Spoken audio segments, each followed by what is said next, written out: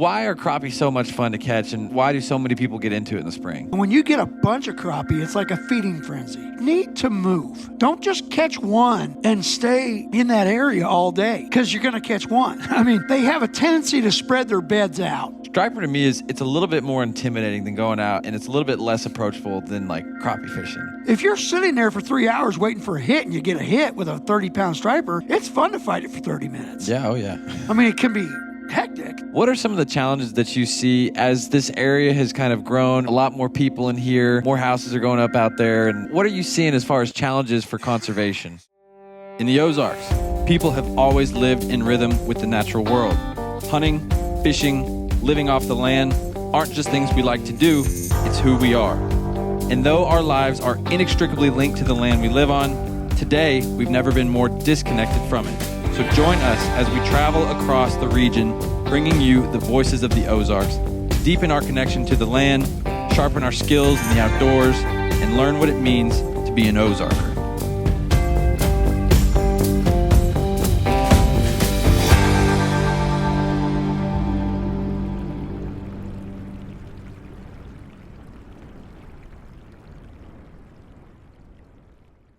Welcome back to the Ozark Podcast. I'm your host, Kyle Veet, joined as always by my good buddy and co-host of the show, Kyle Plunkett. Yes, sir, as always. Man, we're back with Jon Conklin. We just did part 1 last week talking all about walleye in the Ozarks, and Jon opened the book. I mean, he gave it all. He held nothing back. And so super informative episode.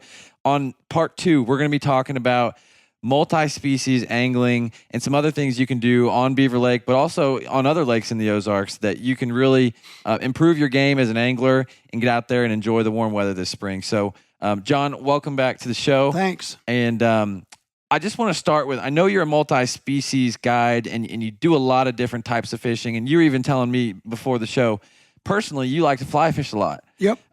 So you do it all. Why do you think it's important for people to learn how to fish for multiple different species?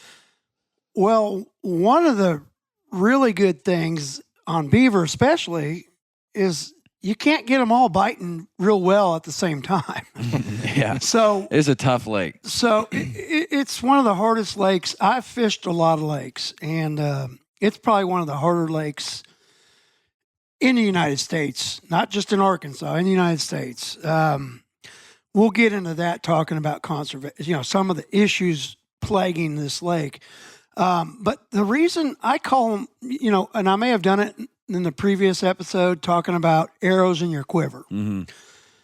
So let's just say you're a weekend fisherman, and you go out and you get some brood minnows, and you're going to go striper fishing, and you go out and you do the striper deal, and you don't even get a bite, and you've got a young kid on the boat. That's not a good way to get anglers fired up, Yeah. It's like, hey, you want to go fishing, Kyle? No, Dad, I don't want to go fishing. 8-hour day, just getting blasted by the wind. 98 degrees, and you're sweating, and, it's like, wow, this is supposed to be fun. Yeah. So why I started doing there's very few guides on this lake that are multi-species guides. It takes a lot of effort. It takes a lot of understanding the fish you're going after and where they're at. And, like we talked about walleye in the previous episode, you have to know where they're at and why they're there and all that. So the reason why I do multi-species, and I actually do a dual trip. I'll tell people, you want to go catch stripers? Okay. We'll meet at, in the summertime, you're meeting at 4:00 in the morning. We'll pull some shad. If we don't get a striper between sunrise and an hour in, it's pretty much done. Striper guides will what I call boat ride. If you don't get those fish in that first hour and a half, once that sun comes up, it's tough. So you're boat riding with people trying to make conversation, and it stinks. So what I do as a guide is I will tell them, look, I'm a guy that can catch walleye. How would you like to do a multi-species trip? We'll try to hammer some big stripers. And then after that, we can go fish for walleye. Why that works well is, first of all, we didn't talk about it during the walleye episode, but crawler harnesses with a night crawler are a fish catching machine. It's not always walleye. You get bycatch. You catch spotted bass. You catch catfish. You catch bluegill. You catch, whatever. If you've got a kid on the boat, it's going to keep them engaged. Oh, yeah. Just catching fish. They're just, they just don't want care. to catch fish. Yeah. They don't care if it's a carp. I don't care if it's a carp. I like catching a carp. It's just like, Carp wow. fight, man. You go to Europe, carp are like rainbow trout, man. I mean, but you can have them. But I'll fight them. I always tell people, fish fights. I don't care. It's doing its best. You just don't eat. I guess some people do eat carp. I've never had the opportunity to eat any that was any good, but that's another show. We can figure out how to cook it. But so I think multi-species is important because I incorporate it into my trips. Or let's just say the stripers aren't doing any good and I know where a bunch of crappie are. I can say, hey, man, we caught 2 stripers, 3 guys on a boat. Let's go catch a mess of crappie. Yeah.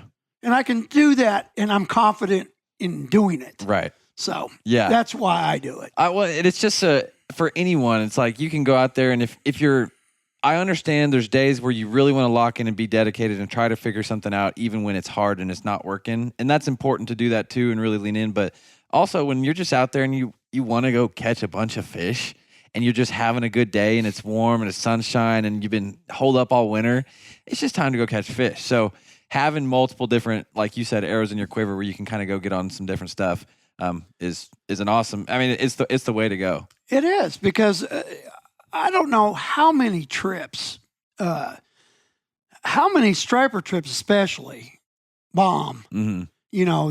These striper in this lake are trophy fish. You're not going to go out and you got 3 guys in your boat and the limit's 3. You're not going to go catch 9 keeper striper usually. I mean, there's days where it's just on, but that's far and few in between. A normal day on that is a few, and that's it. And like I say, so then what I'll do is I'll roll over. And the good news is where the walleye hang out is what we were talking about in the previous episode, where the walleyes get in their summer patterns is exactly where you're striper fishing in the summer. Mm-hmm. So you just throw on some walleye rods. You've got your, you've got your blades and your beads and all that. And you just have a few extra rods on there and you convert over to a crawler harness and all of a sudden you're catching spots. We catch big spots, spotted bass for people that don't, I call them spots, Kentucky bass. You catch brown, smallmouth. You catch big catfish. I can load up coolers of catfish, mm-hmm. which on this lake are really good to eat when they come out of that end of the lake up there by the dam when you can have 30-foot visibility. That catfish is not muddy. It's good. Yeah. Matter of fact, it's better than the crappie. Oh. Again. So you got your walleye, you got your cats. Man, we're throwing crappie under the bus here. Crappie are great, man. There's some major crappie fans killing us on these episodes. They're like, dude, what are y'all saying? Next y'all are going to say a carp is better than a crappie. Yeah. I don't know what you're talking about. So let's talk about, I want to get into, let's talk some crappie because, spring's coming up and I feel like you can't go into the spring without talking a little bit of crappie. That's just what everyone gravitates to. But I know you've got a counterpoint on that we're going to get to. Oh, yeah. So we'll talk, it's gone. It's right here already. I can see it in your eyes. So we're going to talk crappie. I want to get into some striper. And your approach is some ultralight striper, which is kind of cool. Yep. It's a big fish to catch on some ultralight rigs. It's not ultralight. It's lighter tackle. Okay, gotcha. We're not out there with a trout rod and 4-pound test. Okay. I mean, we could be. You could, yeah. You could go for some world records. Hey, they catch marlin on 2-pound tests. So they do. And then we'll wrap it up with some conservation, kind of looking towards the future and things like that. Right. So let's start with crappie. Give kind of some 101, maybe a little bit of background on why are crappie so much fun to catch and why do so many people get into it in the spring? Yeah, first of all, as we were talking about, number one, eating fish, maybe. Yeah. Don't get me wrong, I love crappie. Yeah. But if I can eat walleye, I'm going to eat walleye. Yeah.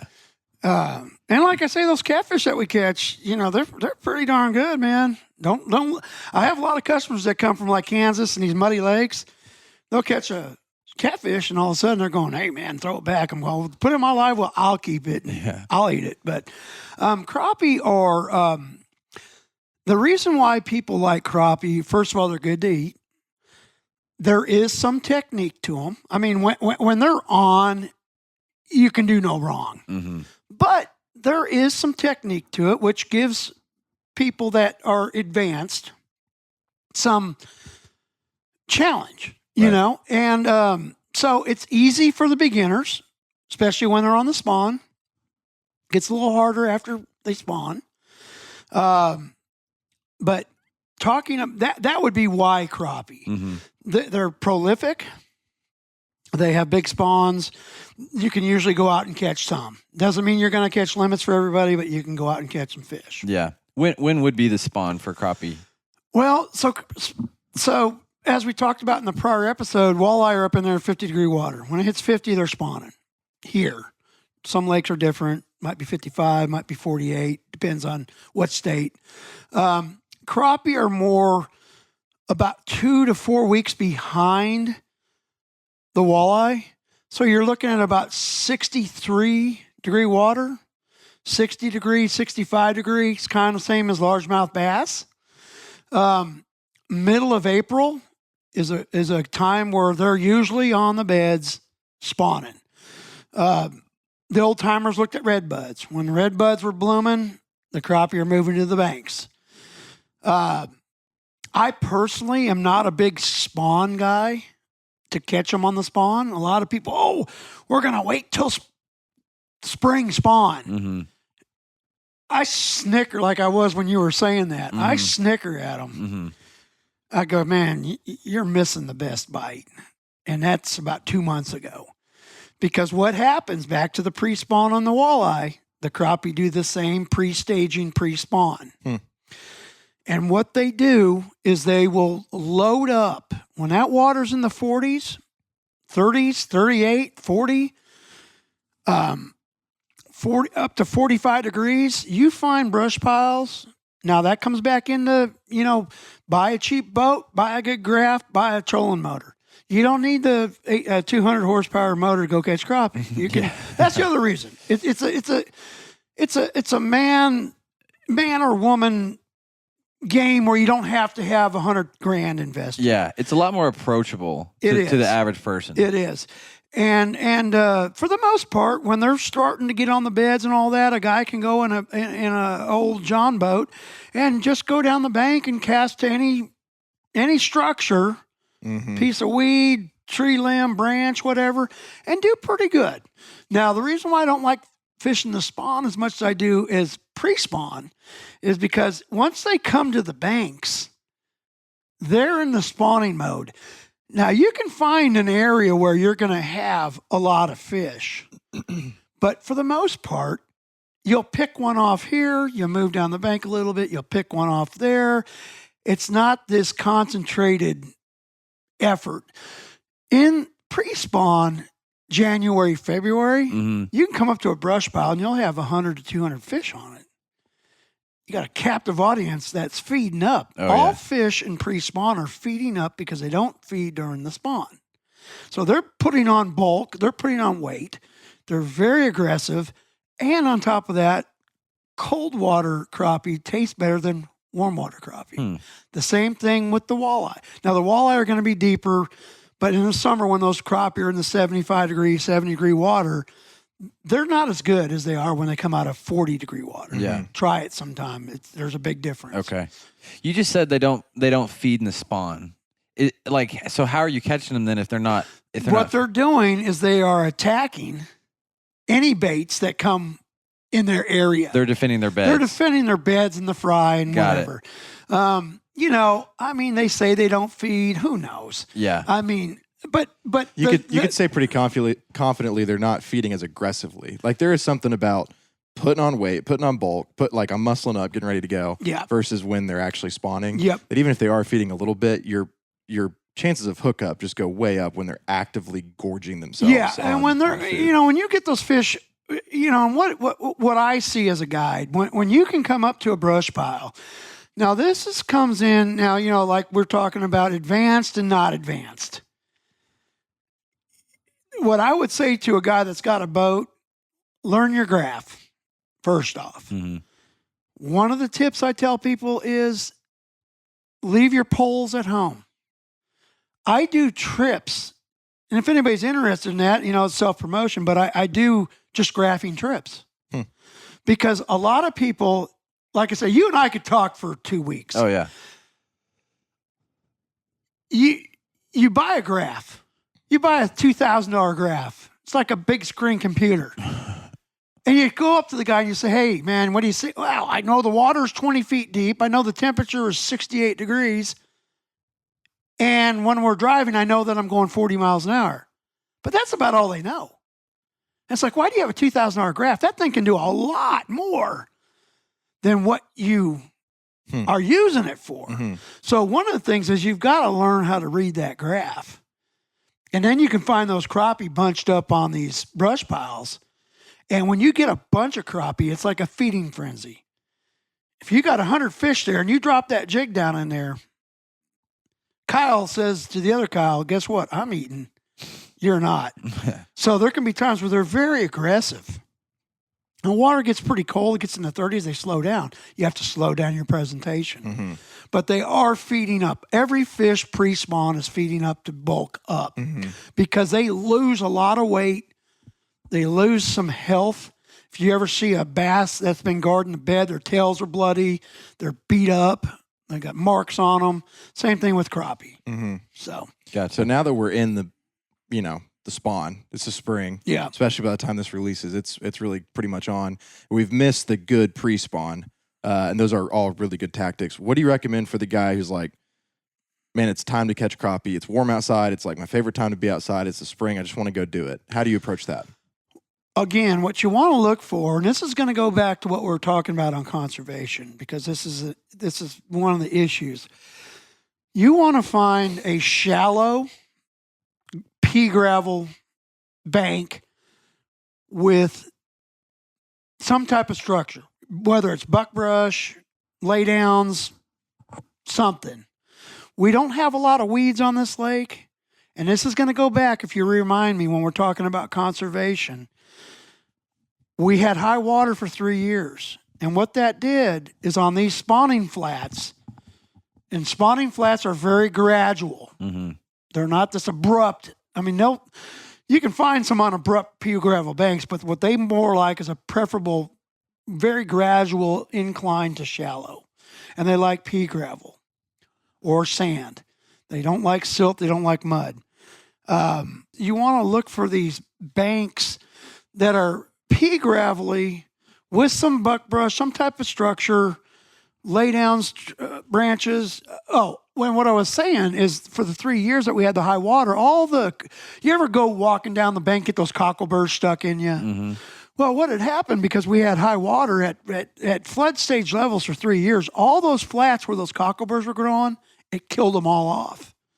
And the Army Corps of Engineers this last year had made a new, I don't know if you've seen that, they made a new directive in trying to keep the lake low. So when we get the spring rains, it comes up to normal levels, not over the dam like it's been doing. Okay. So what has happened this prior year, and I predict, whether it's going to be right or wrong, I don't know, but from what I know, is now we have a lot on these flats, we have a lot of cockleburrs that it grew this summer when we had rains and the waters weren't over the top of them. And so now a lot of these flats that were barren of any spawning habitat have these cockleburrs in there and these grasses and weeds that grew. And so if we get a good spring rise like we should, then that's going to be great habitat. Yeah. So what that goes into is you want to look for those gravelly areas with some weeds and grass. And the best thing I can tell people is you need to move. Mm-hmm. Don't just catch one and stay in that area all day because you're going to catch one. I mean, they have a tendency to spread their beds out. So you want to move and hit. And a good way to do it, if you're not real good with a rod and reel and you're getting hung up on say there's a tree branch in the water, something like that, put a float on there. And if your graph tells you you're in 3 feet of water, set your jig at 2 foot, cast it to the bank, and just reel it in slow. Or twitch it or whatever makes you happy. When they're really on, they're very aggressive to guard that nest. So if you reel that bait through that nest, a lot of times they'll nail it. Yeah. And that's just out of sheer aggression to get that out of their nest. Yeah. So that's how you That's how I approach the spawn. But again, that's why I don't like the spawn, because I don't get the big numbers that I Right. can get With those during big- the pre-spawn. Yeah, those big, huge Yep. groups of fish. Yep. So you're looking for those kind of gradual pea gravel areas where they're going to be having their spawning Right. beds. You're looking for any kind of cover that's, that they're going to be set up Right. next to or under Yep. or within. And then what kind of bait are you putting on there? I mean, whether you're putting on a float or whether you're just casting straight through. You can use just any tube jigs, 16th ounce jig head and a tube jig, Bobby Garland's. I'm sponsored by this crappie slammers that I'm wearing. They're all good baits.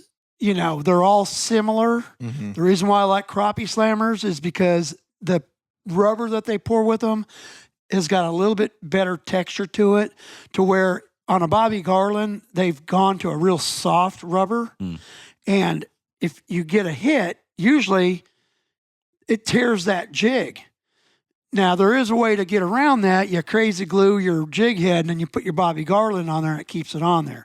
But anyways, why I've really kind of supported crappie slammers is it's a good plastic. You can catch 10 or 15 fish on it and it doesn't disintegrate. But any tube jig, any shad-looking plastic. Even Maribou jigs. Yeah, Maribou jigs work great. Matter of fact, that's a good point. When the water gets cold, like when I'm fishing pre-spawn, my best, and I don't think I have one in here, my best setups are Maribou jigs. Matter of fact, like the one on the vise over there. Yeah. Because feathers are a lot more finessey in the water. That Maribou is like this, and that really gets, if the water's like below 40, that fluttering of the Maribou gets those crappie to react. Yeah. But yes, Maribou jigs, tube jigs, Bobby Garlands, crappie slammers, whatever. What kind of clarity are you looking? Like, if you could pick an ideal day, are you looking for, kind of a little bit of haze? Are you looking for really clear water? Are you going right after a rain? What are you looking for? You ask good questions, I have to say. Thank you. That's what I do. Yeah, that's your job. No, they are, because so this goes to Beaver. Beaver Lake is a clear reservoir. Right. For the most part. It's beautiful. We love it. Yeah. I don't know. People come up here, man. I take them on those striper trips up into Big Clifty and Little Clifty and, Hog Scald, Holler. And they're just, man, this is beautiful. Gorgeous. Then they come down a walleye trip and I take them out to White when the trees are coming down in a flood. And it looks like chocolate milk. Oh, yeah. The point being, if you go to Lake Eufaula, and if you've ever seen it, if you've ever traveled up I-40 and you go across Eufaula, it looks like red mud. Yeah. Those fish live in that all the time. Mm-hmm. It's a long roundabout way to your answer. And the reason why I'm doing this is so you understand. Beaver Lake is a clear water lake. Our fish in this lake do not like mud. Now, you can catch them in mud. Just need to change your colors. Mm-hmm. But when you get a big inflow of mud off the War Eagle and the White, a lot of times it shuts that fishing down because they're just not used to that mud. So, Beaver's a little different. You go to Eufaula, you go to a lot of those lakes in Oklahoma, these people, I'll get a muddy day on here, and these people come out of Oklahoma and they go, man, this is clear. I'm going, God, it's muddy. So I like a stain. Mm-hmm. Not crystal clear. I kind of call it a green brown. You guys been on the lake. Mm-hmm. You get that. It's not brown and it's not blue, but it's that greenish brown. Mm-hmm. It's a good tint. I love that color. I always tell people that's a good fishy color right there. So that's what I look for. Now, if it gets muddy and you want to go fishing and today's the only day you got off, go fishing. Yeah. Just if you got really brown water, use chartreuse. Mm-hmm. Get something that's really pops. Now that's a good point. Now we're back off. Like we can just segue into all these things. If you've got really clear water, go more natural. Mm-hmm. If you're going to use your tube jigs or whatever else, go more in the shad colors. Monkey milk is a color that we use all the time. It's a funny name for everybody that doesn't fish, but monkey milk is a awesome color on this lake. But it works when it's clear, not when it's muddy. Yeah. So you have to, that's another point of learning. Learn the water. It's another arrow in your quiver. You show up at the boat dock and you say, wow, look at the lake. It's really muddy. Well, your head should be going, okay, we're going to be chartreuse in it today, or something loud or something, So we approach the lake as guides for the most part. You got to look at everything. Did the water go down in temperature? Did the water come up in temperature? Nothing kills this lake worse than the water falling out temperature-wise. Yeah. It kills it. Yeah. I think that's the thing there that I'm taking away is knowing your lake, knowing what its kind of normal and average typical day might be, and then variations from that, knowing that, hey, if the water's a lot more muddy than it normally is, I got to switch things up. And maybe knowing, too, that, like, this is going to be a tough day's fishing because it is chocolate milk and the water's rise, it's risen 5 feet overnight up by the river arm. So yeah, I'm staying home and canceling that trip. Yeah, you just got to know like what you're used to, what the fish are used to, so you can kind of vary your strategy. Yeah, because like I say, when I do these trips on teaching people, there's a lot more than putting bait on the hook. There's a lot of understanding. You're talking about Cameron that referred me to you. Yeah. They've been out a few times. They want to know why, which is nice.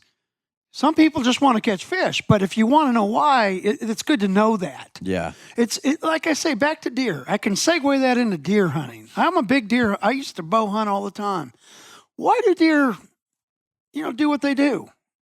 Once you understand their habits, it's a lot easier to put yourself in a good position. Right. If you just put a tree stand up willy-nilly out in the middle of the woods, good luck. Yeah. Just wait for something to walk by. But some you'll lucky get lucky soul kills a 150 pointer. It happens, man. It definitely happens. Yeah. But anyhow, I gotcha. Okay, well, I want to move now to striper because I do think it's cool, and striper's probably, at least for me, I'll speak for myself. Striper to me it's a little bit more intimidating than going out, and it's a little bit less approachable than like crappie fishing or bass fishing. But I think it's cool in the fact that we have such an amazing trophy striper fishery, and it's not Lake Texoma, but they're in there and they get big. Oh yeah. And the fact that you can go out there and catch these monster fish without a ton of experience, you can still catch them and get on them. I think it's cool. So I want to talk about a little bit about what is your approach to striper and why do you kind of key into these fish? So the one thing that I do that I've incorporated in my walleye fishing and my crappie fishing, the one thing that I've learned, what I always tell people is you need to learn something every day you go out. If you really want to become a fisherman, you need to learn something. The thing I've learned a long time ago on this lake is lighter line, smaller baits, because this lake is tough. And anytime you got a tough situation, doesn't matter if it's here, Bull Shoals, wherever, if you're having a hard time, lighten up your line and scale down the size of your bait. You're going to have more luck. Mm-hmm. So when how I got into striper guiding, really how I got into crappie fishing as a guide. That's what I originally did. I had a reporter. I killed a big deer. This is how I got into guiding, actually. I killed a big deer. I went to go check in at Southtown Sporting Goods, which is a great store. Highly recommend it. I went in with this deer in the back of my truck, and this guy walked up to me, and he said, "Hey, what's your name?" with a notepad. And I'm going, who is this dude? Mm. He goes, "That's a nice deer." And I told him my name. He goes, "Oh, I know you." And I said, "You do?" He goes, "Well, Larry." And anybody goes to Southtown knows Larry and Brett. Larry Agus, yeah. Larry and Brett said that one of my clients was going in there bragging about how we were catching 200 or 300 crappie a day. And this guy called me out on it. He goes, "Man, I'd like to see that." He didn't believe you? This was Buddy Gow. He used to write for the Arkansas Democrat Gazette.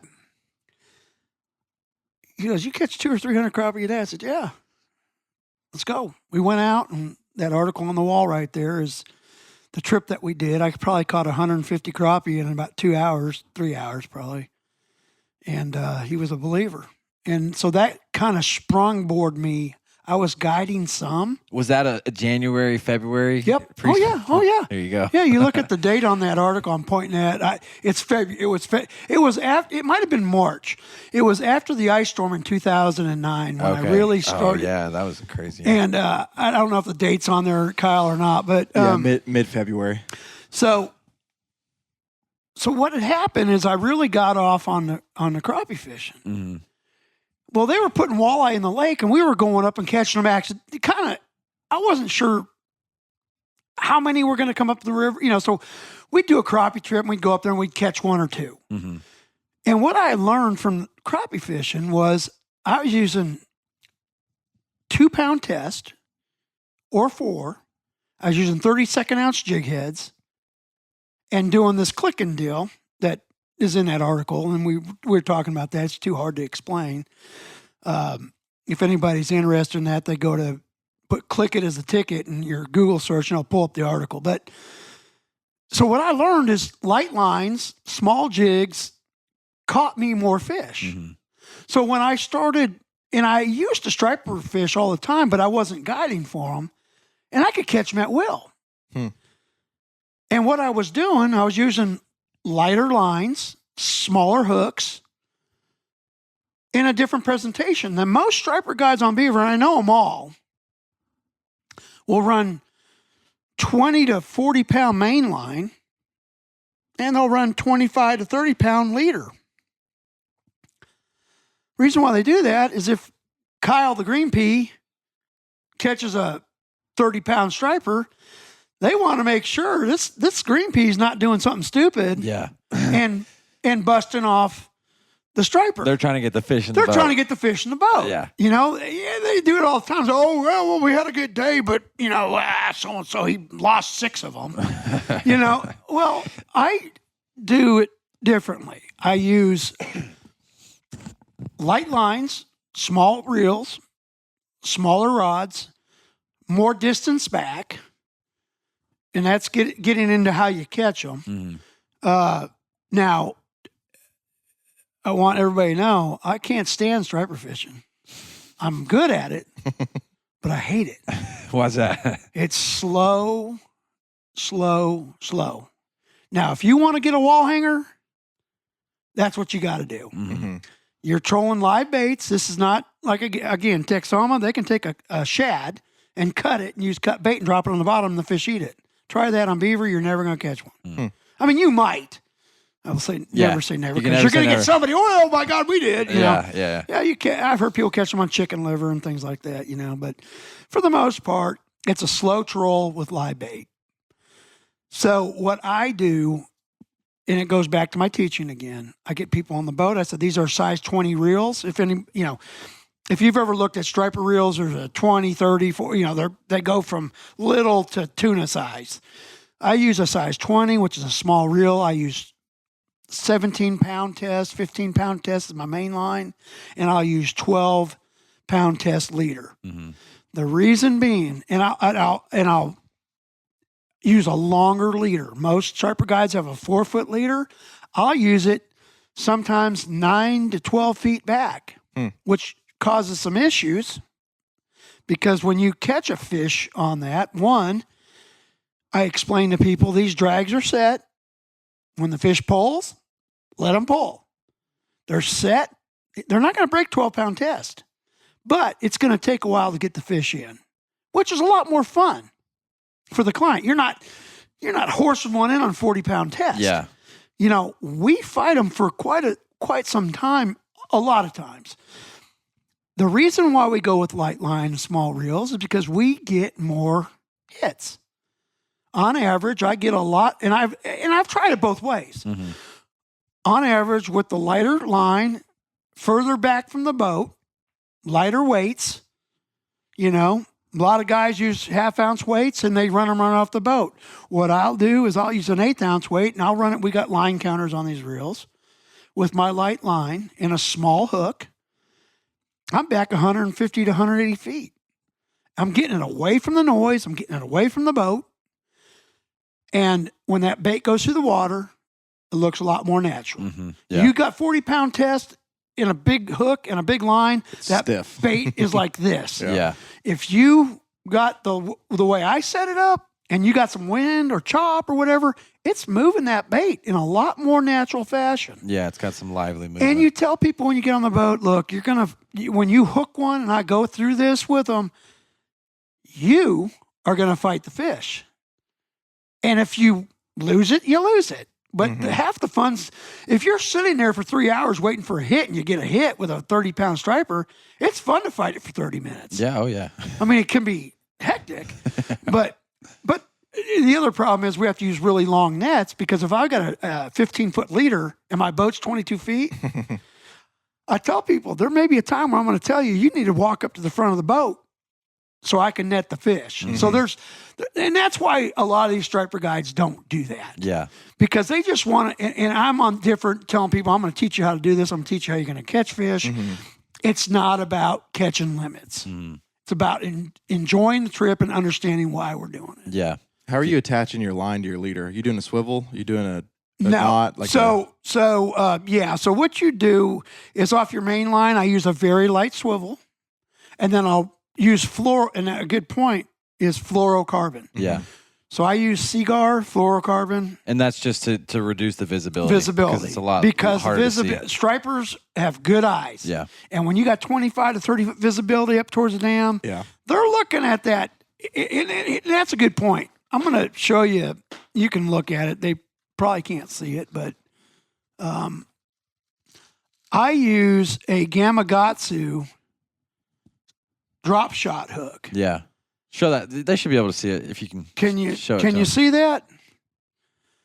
That's a size 1. I catch 30. We caught some 40-pound stripers last year. That's the hook we use. Yeah. I'll let you hold it. Look That's at crazy. look at how small that is. Yeah.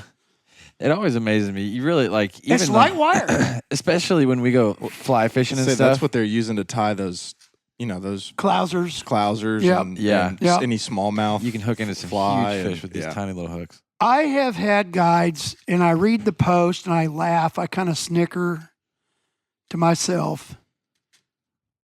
And they'll post. They'll say, hey, had a good day. Yeah. Straighten out 3 hooks.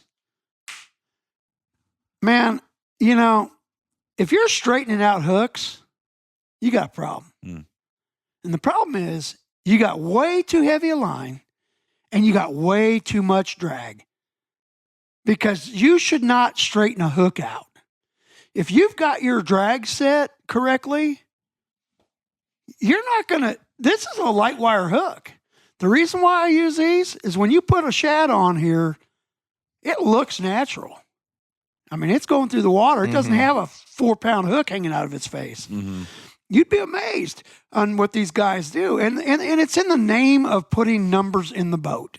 That's what it's all about. If Green Pea Joe catches one, we want to make sure he's got an opportunity not breaking the line. Yeah. I don't do that. And that's where I'm different. Yeah. I want to educate them on how you fight a fish. You don't pump fit. Here's the other thing. People, you get a big fish on, first thing they want to do is go pump it. If you're not pumping that correctly, and I've caught big tuna down in San Diego, if you're pumping it correctly, you're not leaving any slack in your line, you can pump a fish. But most people give too much pump and they're giving some slack. Yep. This will whittle a hole. Any hook will whittle a hole in their face. And if you give too much slack, that hook will pop out. Yeah. So the first thing that good guides on this lake will tell them is do not pump the line. I tell people, keep that C in the rod. When it gets less, reel down. If it's too much, don't reel. Let the drag do its work. Let the drag do what it's designed to do. And that's a lot of coaching.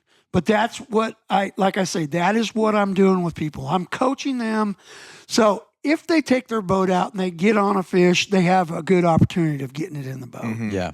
So I'll ask you one more on striper, and then we'll pivot. But I want to ask you this: just how do you go out and find them? And I know it's not a simple question, but so far we've talked a little bit about setup and kind of what you're using. But if you're just going out there, it's not like you're just going to go pick any random spot. You kind of got to know where to be at. So how are you honing in on these stripers? So, when I write for the Game and Fish, I write exactly what I told you about learning your graph. Now we're going to talk about what I really like. Not turbidity, like everybody knows, but thermocline. Okay. That thermocline that we're talking about on the walleye in the previous show is the same thermocline that you're going to use on stripers. So if that thermocline is at 25, 27 feet, biggest thing you're going to do is learn how to read your graph and know what a school of shad looks like. It's a good question because I teach people this all the time. So the striper, and I'll give you a real quick, I'm not quick on anything I talk about, as you know. No, you're doing good. But hopefully it's thorough. Stripers come up the White River just like the walleye and just like the crappie. They spawn. We have a spawn on Beaver Lake. They do not hatch. We don't have the right salinity. We have too much turbidity, too much silt. They just don't produce here. Reason why Texoma is such a great lake, it's one of the few freshwater lakes in the United States where they actually have a spawn. And their viable fry and the recruitment is off of natural. We don't have that. We rely on about 200,000 fish a year fry put into the lake. Okay. So how you find them is when I write in my reports is find the bait and you're going to find the fish. So in the spring, they're going to run on up the rivers. So they're going to be from Horseshoe Bend south. And you just do a lot. I write it all the time. Do a lot of graphing. Go into these areas, into these coves. They like to push these shad back into coves. It's like a basketball. I tell people it's like a basketball court. Use out of bound lines as your defenders. So what stripers do is they like humps because they'll push that shad to where it slows them down. They'll use pockets where they'll push them into the bank. It shortens the field. When you find the bait, you're going to find fish.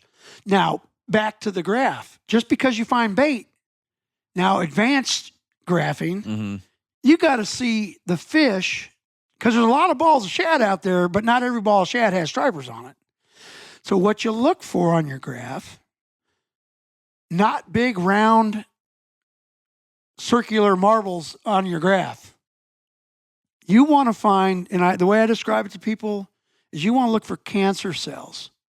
If you've ever seen a cancer cell, it looks like this. It's got fingers on it. It goes this way, it goes that way. You want to look for L's, C's, and donuts. So when you see a ball of shad, and if it's in an L form, more than likely, if you know how to read your graph, you're going to see some hooks. And those fish are actively feeding on those shad. And instead of these nice, big, unmolested balls of shad, they try to do whatever it takes to stay alive. Right. And they'll turn into C's. They'll turn into donut holes where a fish is in the middle. And the fish, you ever seen on National Geographic where the bait's doing this, all of a sudden they just go. Yeah, every which way. So what you want to look for, and this is a good tip, on your graph is irregular bait. Interesting. That's a good tip right there. A fantastic That's a great tip. So look for bait, look for irregular bait, not real nice. Someone says, yeah, there's a big 30-yard long, 10 feet deep ball of shad. And I'll go in there and look at it and I'll say, yeah, but there's not a fish around feeding on them. You want them disturbed. You want to find, it doesn't look like a normal healthy ball and shad. that's It looks the like it's best getting messed advice up. I can give somebody that's new that's at graph. fantastic. Yeah. Because you want these irregular, you'll see them look like finger, like they're all distraught. They're C's and L's and donut holes. Yeah. remember that. Yeah. You see a ball of shad that does this, that's not the way they swim. Right. Think there's knowing how fish work. They swim in balls because there's safety in numbers. Yeah. When you see them split up like that, that's Something because came through 'em. Something's going on. Something's going on, and Yeah, you can use that's a that great for you can use that for crop. Now, we can back up on crappie because one more tip I want to give you, since I'm in the giving mood. You're so generous, John. Thank you. I know, man. I'll charge you later. The biggest way, the easiest way to catch crappie in the summertime is know where the thermocline is. Now, on the south end of the lake, it'll be at about 15 feet. You get more to the mid-lake where the water is agitated more in the wake boats and all that thermocline drops. But if you're like at War Eagle on the south end of the lake, it's going to be about 15 feet deep. And what you'll see, you look at your graph, you'll see that thermocline, you'll see the shad on the thermocline. So that ball of shad is always relating to the thermocline. And those crappie will be right there with them. And what we use is Picos and Bandit 300s. And I write about it all the time. This bait right here is the easiest way in the summertime to put crappie in your boat. Because what they do is they get off that brush that we were talking about and they suspend in the thermocline and feed on shad. Mm-hmm. So all you got to do is learn how far back you need to have that lure at what speed, and you'll kill them. You'll crush them. Yeah, and, I like it. And I can give a ballpark with a Bandit 300 at about 80 feet back at 2 miles an hour is going to get you in that 15-foot range. And you'll just have to play with line back, more line back, the deeper it will dive, and vice versa. Yeah. And if you're seeing that thermocline at 20, then you might have to go find a bait that hits 20. Mm-hmm. There are baits out there that hit 20. If the thermocline's at 25, then you're going to have to hit 25. But that's a good point on if you want to take kids out in the summertime and catch a boatload of crappie, get yourself some Bandits or Picos and troll them at about 2 miles an hour, 1.8 miles an hour with about 80 feet of line out. Mm-hmm. And you will catch crappie, catfish, white bass, whatever. And that's the color you like too, that bright pink? And that's why I got this one out, because this bright bubblegum pink is a color that works really well. Awesome. And you can smear this on there too. There you go. So I need to get these guys to give me some sponsorship. We gotta call these guys hey, man, I just gave you a bunch of love. What's the name of that stuff again? You said it on the first one, but Procure. Procure. Yeah, it's called Procure bait sauce. Got it. And you just smear it on there, and this stuff sticks and it stinks. And it works. Heck yeah! All right, I'm gonna shift one more time, and we wanted to talk about conservation because I know that's a big deal to you. On Beaver Lake, the lake that is our home waters. We all grew up here around Beaver Lake. You fished it now for the last 30 years.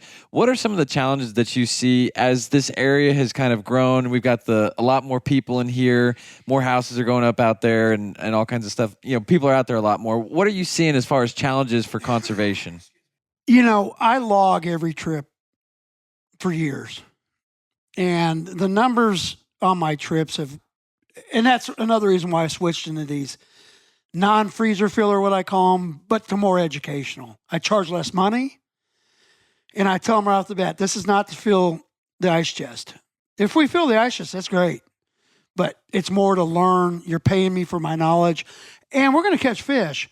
But the numbers over and any guide I talk to, unless they're lying, which some guys embellish just because they think that's how you're going to get business. My personal belief is you tell the truth and the karma's good and people will call you up. Mm-hmm.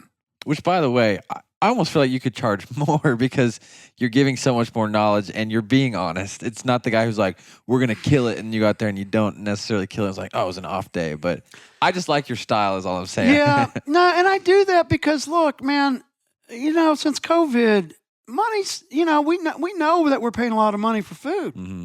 I've become a bean eater, beans and rice. Yeah. I used to like a good ribeye, but man,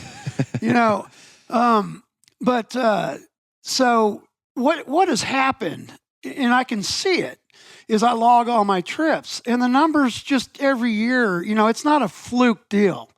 They're just going down, numbers.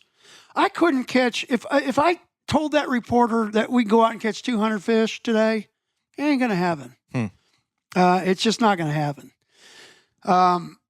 There's a couple reasons why. One, the population. My brother is, he was a city planner for Fayetteville. Now he's long-range planner for the director, say it correctly, of the Northwest Arkansas Planning Commission. So this is his fault. This is your brother's fault. Yeah, it's his fault, man. It's J.B. Hunt's and Walmart and everybody else. It's your brother's fault. I knew it.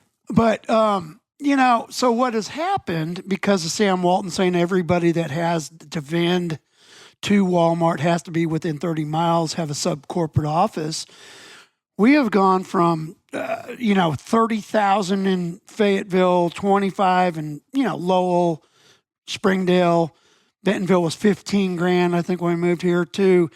Right now, they're guessing in our region close to 1.5 million people. That's a lot of people. And unfortunately, a lot of money. They're not all poor. The people that have come into the area make good money. And what that good money has done is brought in a lot of boats with good electronics. And if it's not fishing, now we've got the wake boats. And no offense to anybody that's got wake boats, I get it. The problem with wake boats is there are lakes right now that are banning wake boats. And, if you're a wake boater, go out and look. Look at the banks. We've lost literally feet of lake bank that has gone into the lake. It doesn't disappear. When it rolls in off those banks, it's silting the pea gravel. It's silting the lake. There's a reason why new reservoirs are very prolific. They're fertile, good spawning habitat, new trees. All our trees are 40, 50, 60 years. They're dying. They're gone. Yeah. They're not a cedar tree. They're gone. Wake boats, and like I say, nothing against wake boaters. I get it. My kids love to tube. But that's one issue that probably needs to be dealt with. I'm going to use your deer hunting because you guys can grasp this. It's the licensed sportsman is the conservationist. And when I go in my boat and I'm fishing, and I got people that will literally come up to me and ask me, what kind of fish is this? And it's a 13-inch walleye. And it's dead. Yeah, they got to be 18 to keep. Yeah. And I go, well, first of all, it's a walleye. Secondly, it's dead. And third, it's about a $300 fine. And they got to be 18 inches to keep. And the limit is learn the regulations. Because I run into people all the time. Don't be a poacher. Because if everybody kept over the limit, our population's going to go down. Yeah. Third, if the Game and Fish on stripers will tell you, if that water's above 75 degrees, 70, you got to keep the fish. So you cannot release them. And there's another point right there. I could get in an argument with somebody on the Game and Fish. If you catch an 18, they got to be 20 inches on stripers to keep. And you catch an 18-inch striper in the summertime, and they tell you to keep them and you return it, you return it. Or if people get excited and want to do the right thing and they're uneducated on bringing a striper out of the thermocline where it's 20 degrees cooler water, 15 degrees cooler water, and you bring them up into 90-degree water and you unhook them and you think, oh, look at Kyle, we're doing a great thing. Look at that fish swim off. He doesn't live. What happens 3 or 4 days later, you're driving down the lake with another group of clients and you see a 30-pound striper belly up. It's the stress of that fight from the high oxygen into low oxygen hot water that kills the fish. So I think there needs to be something done. My soapbox is on, right? There's something to be done on the fishing in the summertime.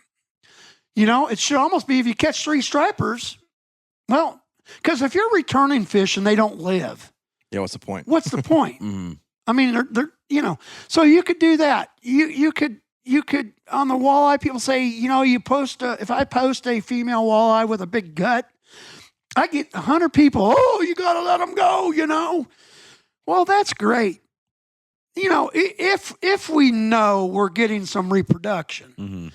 there's still. Jon will tell you. I talked to him about 2 months ago. He'll say, "Yeah, we're pretty sure we're getting some, Yeah. but they're working on it." The main thing is education, I think. It's like knowing what you can and can't influence, knowing what the factors are, knowing the species and the water levels, the water temperatures of like, hey, this fish is going to make it. This fish is not going to make it. And if the water temperature is over, a certain point where any fish you catch, like a striper, is not going to make it, maybe you don't fish that day. I think like some of those things kind of go into if you're trying to be a conservation and be thoughtful about what you're catching, when, and how much. I think those are the things that you kind of have to be aware of. I see what people do, and it's hard for me because there's a lot of good people out there. But I see, it's almost like a police officer. I see people with way over the limit in crappie and way over the limit on walleye and way under the size. And, you almost wish you could do something. And you can call up, but, like you say, back to 2 or 3 wardens. And I've got their numbers. Mm-hmm. They're busy. Yeah. Call. What, you got his whole number? Yeah. Well, I'll try. And they got to, how the laws are. Look at the way the world is now. Mm-hmm. You got to catch them in the act.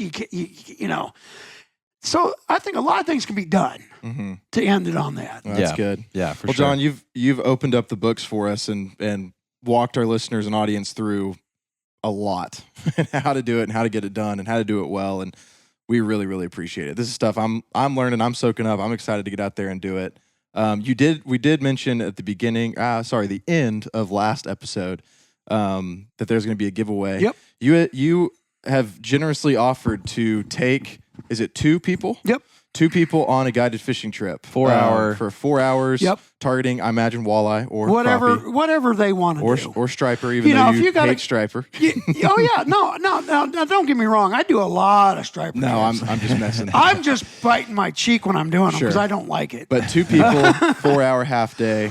I think we'll probably do a social giveaway or maybe even an email giveaway. But I think the key is that when we mention this, you have to give a code word to kind of prove that you've listened to the episode and that they listened to you. What do you want the code word to be? Make it one word, make it simple. I'm putting you on the spot. But what do you want that code word to be that we can use? The company that makes that bait. Authentics. Got it. How do you spell that? AUTHENTX. Okay. Authentics. I'm pretty sure. Whatever. If y'all get even close to that, we're going to count it. Yeah, if you say authentic. Yeah. We're going to count it. But Authentics is the code word, and we'll figure out a way to do that. We'll figure out a way to randomize it. You figure it out, and Totally. I'll put them on my boat. Keep the code word in mind. You're going to need that. We don't know exactly how yet, but you're going to need that. We're going to make it happen. But until we figure that out, again, thank you so much. Thank you, Jon. Thanks for having me, man. Episodes, and appreciate it. everybody else, go catch some fish and do it responsibly. See y'all next week. See y'all. That's right.